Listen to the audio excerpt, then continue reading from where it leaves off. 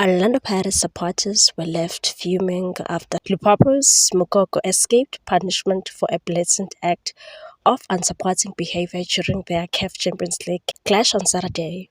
The Democratic Republic of Congo side's forward was a constant thorn in Pirates' side in the second leg of the second preliminary round, yet remained on the pitch despite provoking a heated physical altercation. The incident occurred just before halftime when Mokoko had batted Pirates' Masindi Nemtajela, sparking a retaliation shove from Tsebang Moremi.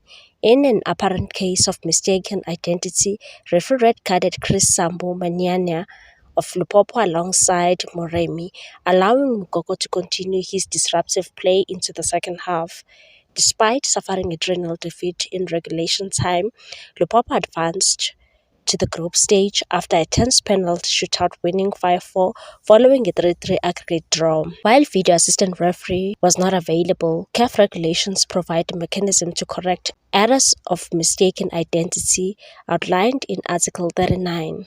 According to CAF, the disciplinary body cannot intervene in the referee's judgment calls or incidents he may have missed, but administrative errors such as misidentifying a player can be rectified. Clubs have the right to submit proof of referee's error to challenge a case of mistaken identity. The affected party must notify CAF of their intent to appeal within 3 days, followed by a full written petition within 7 days. The appeal must include reasons, evidence such as video footage, and a $3,000, that is 51,000 Rand and 667 deposit, refundable if the appeal is successful. CAF regulations stipulate that a player found guilty of assaulting an opponent faces a 3-month suspension, while serious foul play carries a 2-match ban. If Orlando Pirates or Limpopo choose to pursue the appeal, Mokoko could face suspension for Limpopo's first 3 group stage fixtures.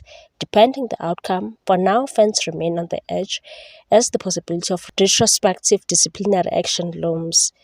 Please like, comment, share and subscribe for more sports news.